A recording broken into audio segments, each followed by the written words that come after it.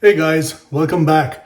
I hope you enjoyed the last video I made with my McLaren project, and I will be continuing that one in a second part, but that's when I do some extra work on it, of course. Till then, let's get back to my Humvee Matilda, because she's been getting a bit jealous, I think. She's been leaking fluid onto the garage floor.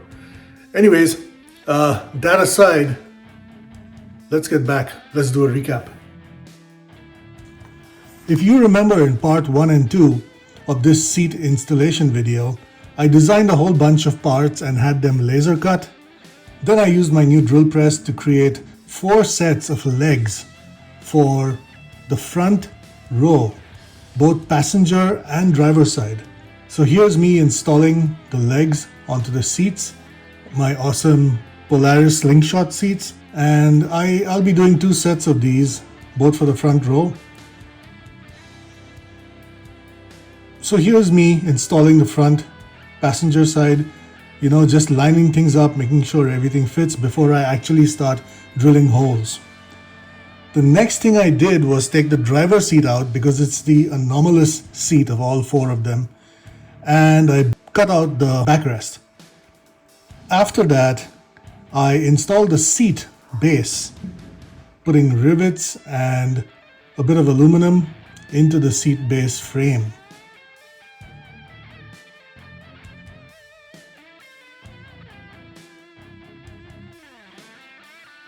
And here's me fitting it in, making sure it all fits nicely.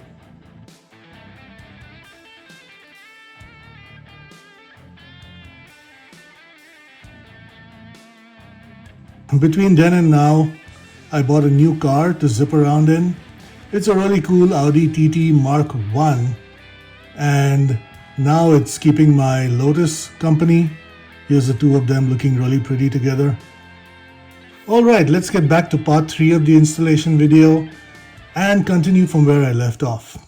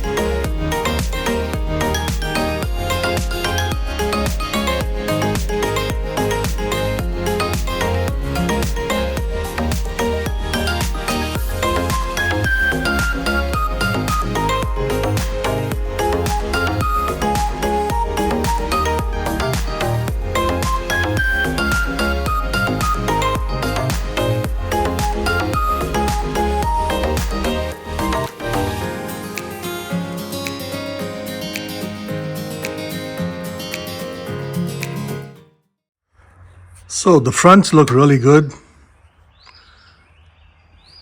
right? The two front backs are in, and now we have to work on the rears. The problem here is the rears are very different from the fronts.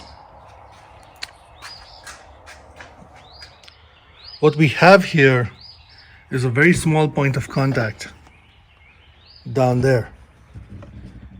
See, so the two bases only have this one strip to ledge onto, which means I'm going to have to design and fabricate a bunch of brackets to make them bolt onto it. So let's do that. The backs of the seats have this little grip pocket over here, so I'm planning on using a little hook which goes in there, and the back of that hook would fasten to the back of the rear curtain. That would hold the top of the seat in place, and the bottom one I'd have to just fabricate the bracket. Alright, let's see what we have here. We have the seat back sitting on this little ledge, right? So I've had to fabricate and design a little bracket over here. What I did was I used plain white cardstock. It's thick card, and I've cut it to a shape that I want my bracket to be. You can see here with the bracket holes, and it fits perfectly that way. So these two holes would go into the base of the seat, and these two holes would drill into the rear fender of the Humvee. Now let's do the other side. Now the other side is even more interesting because there is no rear. See, the rear fender stops about half a foot that way. So we have these two bolt holes, and we have a thin ledge but a really strong ledge. So I designed another bracket over here. You can see how it's shaped, and this bracket would sit exactly this way. Two holes into the base and two holes or three holes into the ledge to keep it solid. And like I said, I will be fastening the top with a hook to the rear curtain.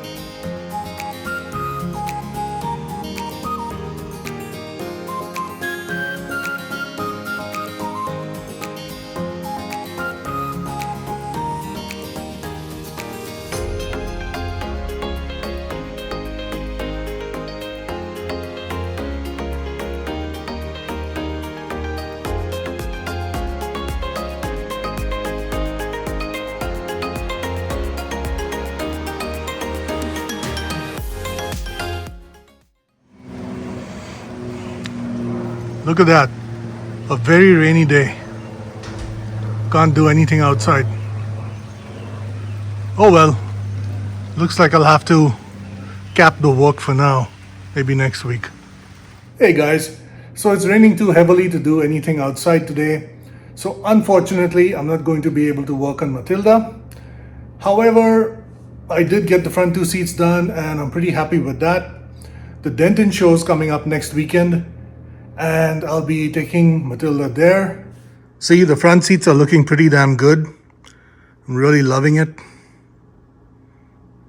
All right, guys, we'll see you next time.